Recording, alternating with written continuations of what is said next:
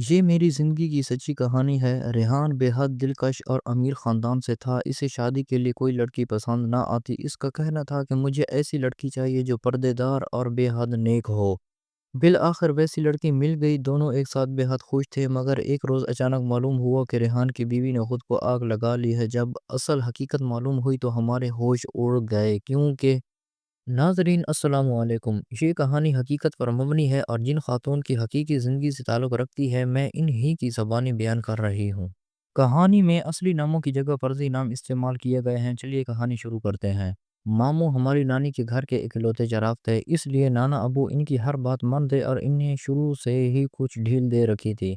इनका ताल्लुक़ खाते पीते घराने से था। मामू दो बहनों के एक ही भाई थे और बहनों के बाद काफ़ी अरसा बाद पैदा हुए, लिहाजा इनसे काफ़ी छोटे थे। मेरी माँ की तरफ से भी इन्हें नरमी और मोहब्बत हद से बढ़कर मिली। जैसे ही जवानी में कदम रखा वो कुछ अपनी मर्जी के मालिक हो गए, ना किसी के सुनते थे और ना मानते थे, बस जो जी में आता कर गुजरते थे। जब रेहान मामू की यारबाशी हद से बढ़ी तो नानी अम्मी परेशान हो गई। मामू अब घर में कम टिकते थे और अपने यार दोस्तों के पास ज़्यादा। लिहाजा नानी अम्मी ने यही हल सोचा कि अब बेटे की शादी कर देनी चाहिए ताकि बीवी के होने से इसका दिल घर में लगा रहे। मगर मामू अभी शादी नहीं करना चाहते थे। नानी ने इन पर दबाव डालना शुरू कर दिया कि अब तुम शादी कर लो, तुम्हें भी सुकून मिल जाएगा और मुझे भी। मगर मामू का नज़रिया औरत के बारे में कुछ अजीबो-गरीब हो चुका था। वो जैसे सभी औरतों को एक जैसा समझने लगते थे। शायद इन्हें ज़िंदगी में सिर्फ़ आज़ाद ख़्याल औरतें ही मिली थीं। घरेलू, साबिर, वफ़ादार और इसार करने वाली हस्तियों का इनके ज़हन में कोई तसव्वुर ना था। यही वजह थी कि जब भी नानी अम्मी कहती अच्छा अब तुम शादी कर ही लो, तो वो हमेशा यही जवाब देते कि छोड़ो ये बातें, सब औरतों एक सी होती हैं। औरत के बगैर भी तो अच्छी भली ज़िंदगी गुजर सकती है। जब नानी आगे से समझाती कि औरत से ही घर आबाद होता है और फिर ही तो हमारे घर में तुम्हारे नन्हे मुन्ने बच्चे चहकें गाना, मामू आगे से जवाब देते कि मुझे औरत ज़ात पर एतबार नहीं। नानी ये बात सुनकर सर पकड़ कर बैठी रहती।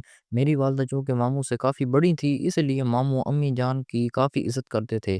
अम्मी ने भी बारहा समझाया कि तुम्हारी सोच गलत है, 5वीं उँगलियाँ बराबर नहीं होतीं। दुनिया में सभी तो बुरे नहीं होते, ऐसी औरतों की भी कमी नहीं जो अपने घर की मज़बूत चौखट की तरह होती हैं, जो घर की इज़्ज़त होती हैं, शौहर की नामूस पर जान कुर्बान कर देती हैं। मगर मामू की समझ में ये बात ना आती, शायद कि इनका उठना-बैठना और इनकी सोसाइटी ही ऐसी थी जहाँ औरत की इज़्ज़त नहीं की जाती थी।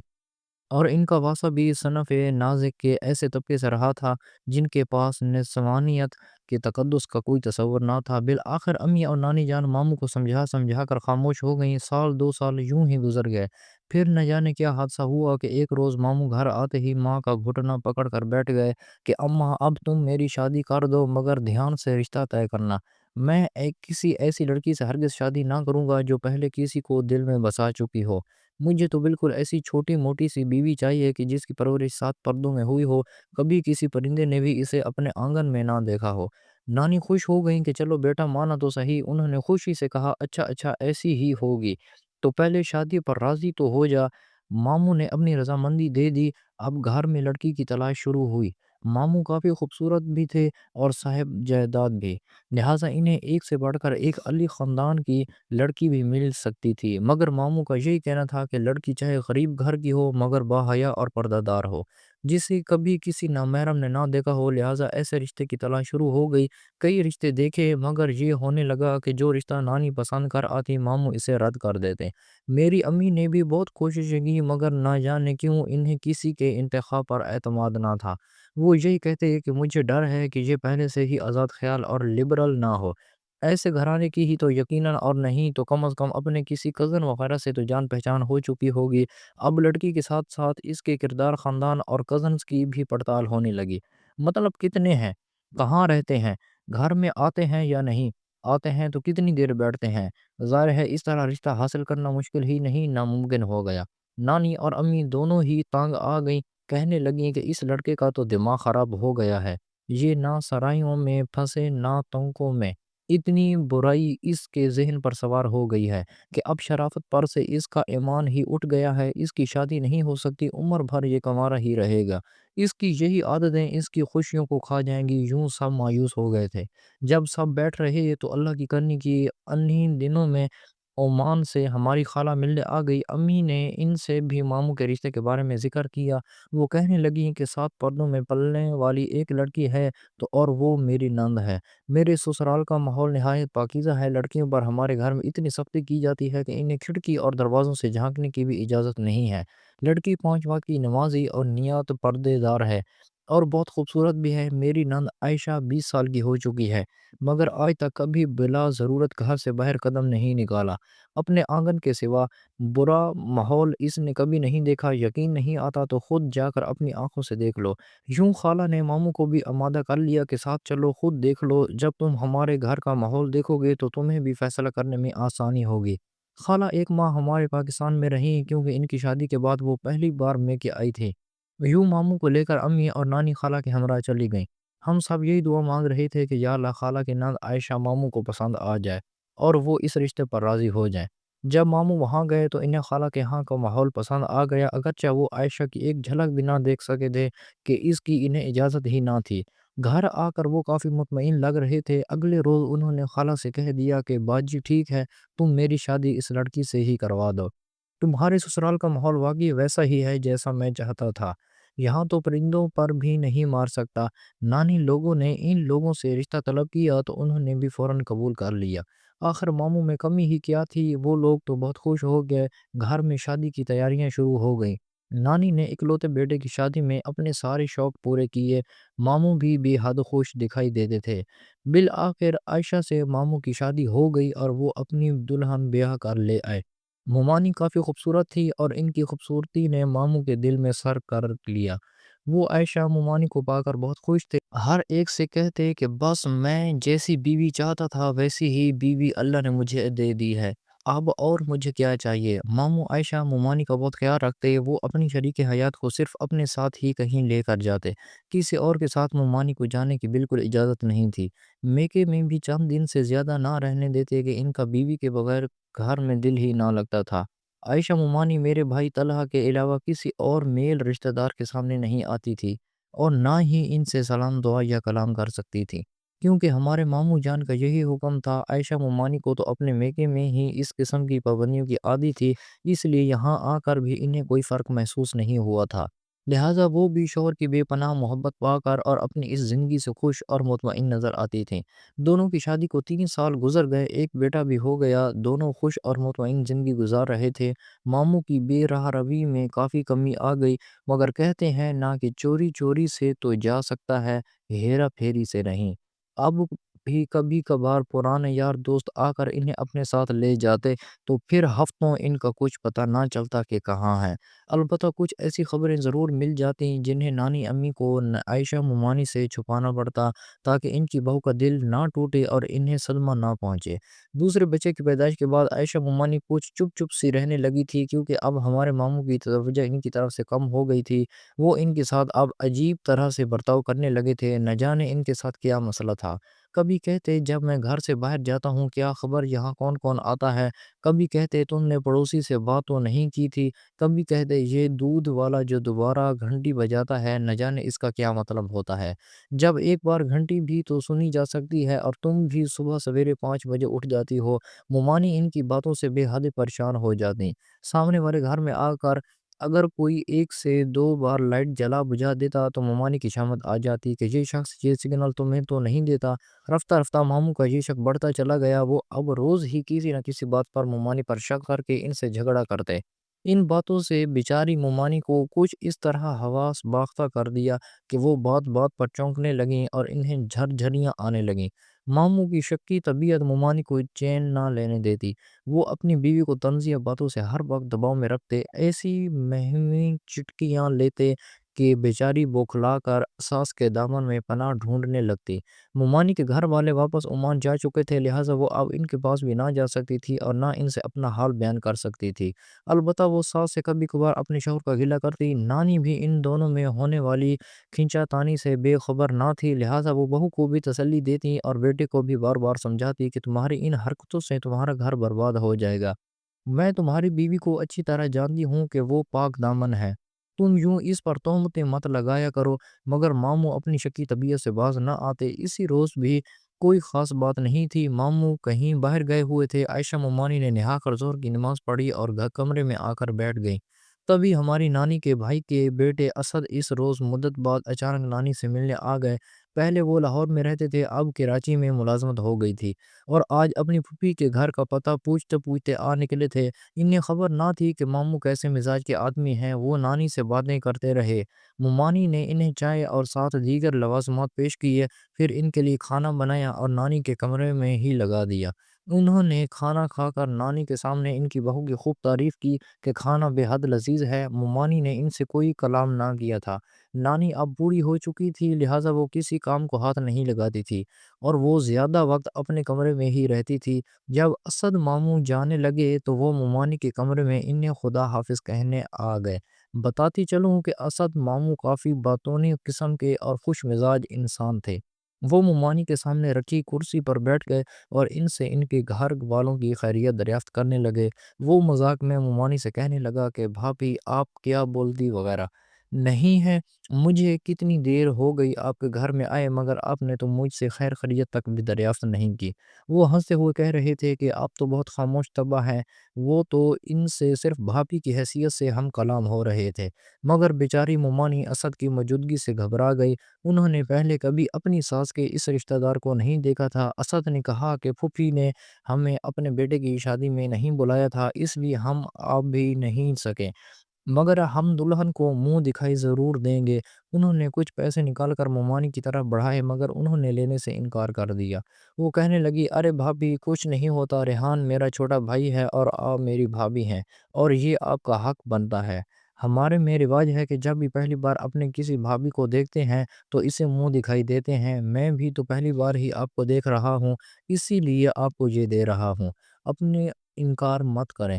وہ زبردستی عائشہ ممانی کو روپے دینے لگے، کہنے لگے کوئی بات نہیں، اگرچہ آپ کی شادی کو 3 سال سے زیادہ ہو چکے ہیں لیکن میں تو آپ کو پہلی بار ہی دیکھ رہا ہوں۔ اسد نے ان کی مٹھی میں زبردستی رقم تھما دی۔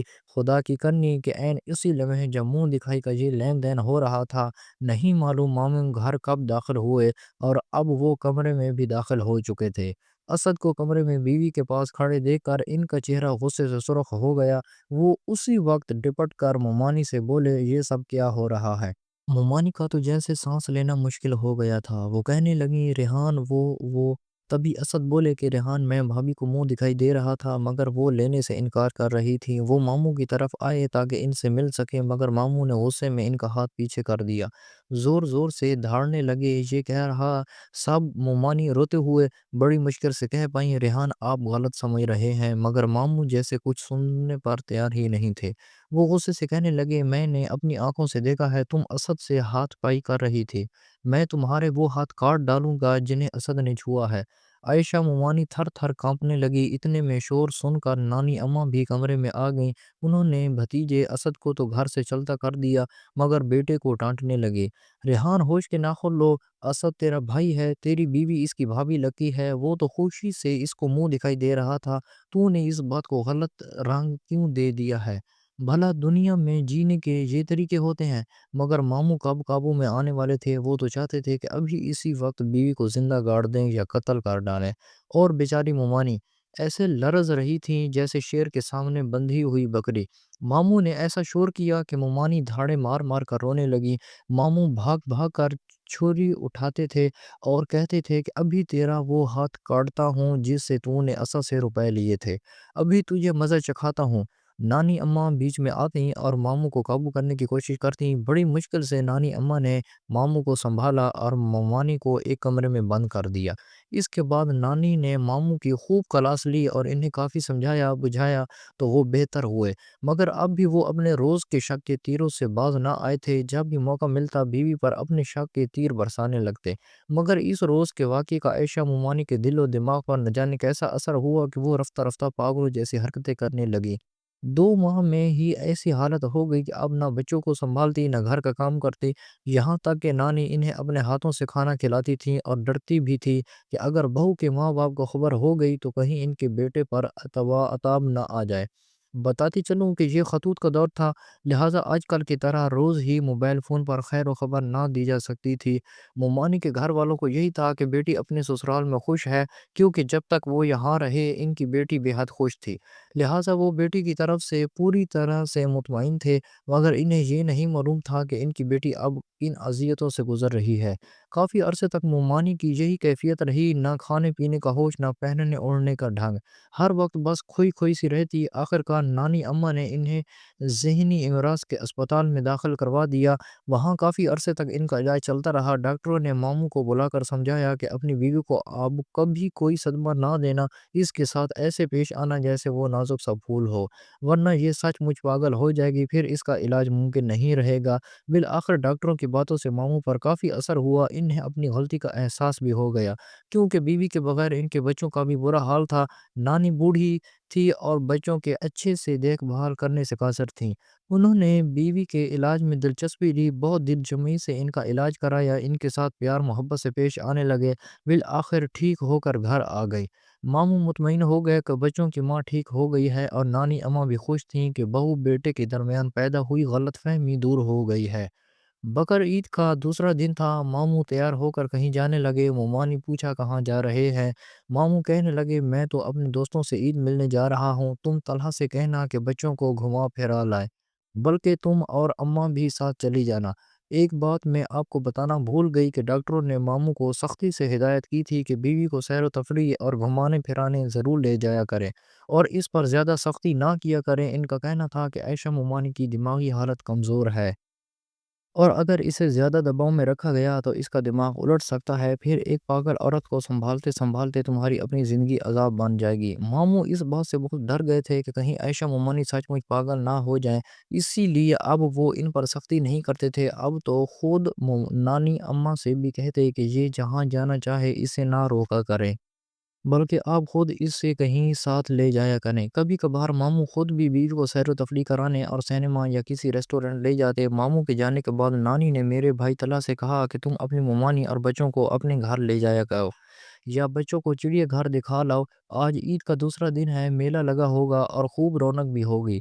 تیرے ماموں اجازت دے گئے ہیں۔ میں نے آگے سے نانی سے کہا کہ نانی امی ہم اپنے گھر نہیں جاتے، ہم وہاں سے ہی تو آپ کے یہاں آئے ہیں، ہم کلفٹن جائیں گے، میلہ تو وہاں ہوگا۔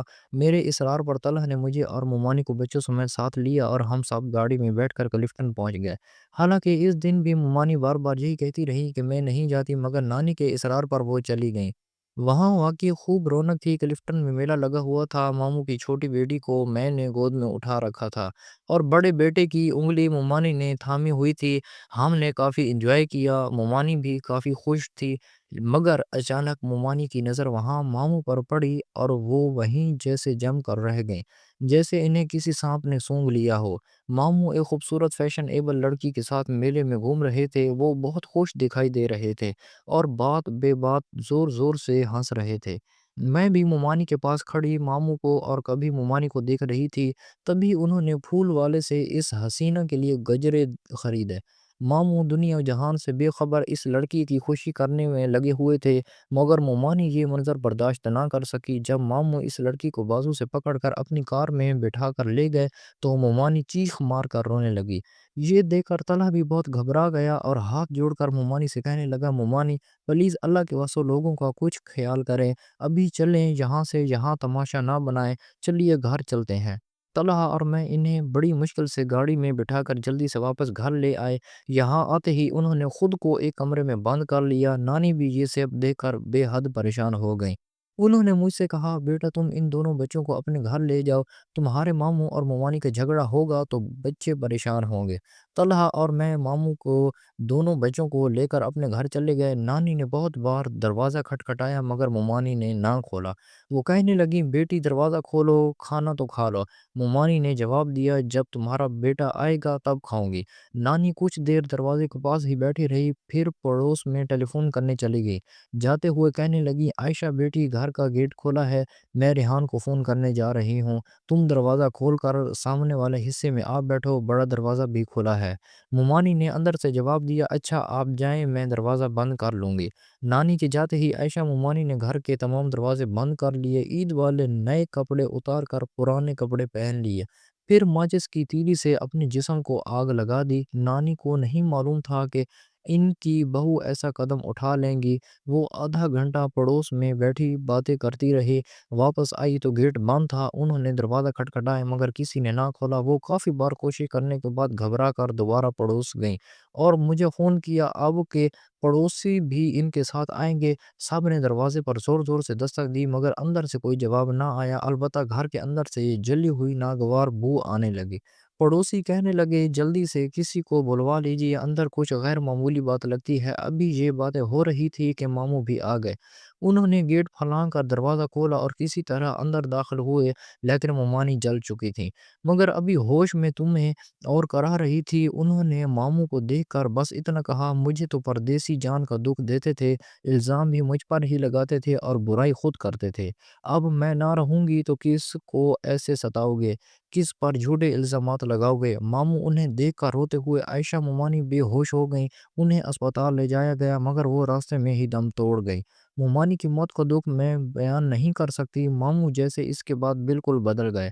اب وہ کھوئے کھوئے رہتے ہیں، خود کو بیوی کی موت کا ذمہ دار گردانتے ہیں۔ آس پڑوس والے کہتے ہیں کہ بیچاری کو دوسرے ملک سے بیاہ کر لائے، پھر ساس اور نندوں نے منہ پر کپڑا باندھا ہوگا اور شوہر نے جلا دیا ہوگا، مگر حقیقت یہ نہیں ہے۔ جو حقیقت ہے وہ میں نے بیان کر دی ہے، کیونکہ یہ واقعہ ہمارے اپنے گھر کا ہے۔ ہم تو ماموں کو ہی مجرم قرار دیتے ہیں اور ممانی کے لیے آج بھی دعائیں کرتے ہیں۔ اللہ پاک سے دعا ہے کہ وہ تمام بہنوں بیٹیوں کے نصیب اچھے کرے۔ مزید دلچسپ سچی کہانیوں کے لیے ہمارے چینل کو لازمی سبسکرائب کریں اور ویڈیو کو لائک کریں۔ ملتے ہیں اگلی ویڈیو میں، تب تک کے لیے اللہ حافظ۔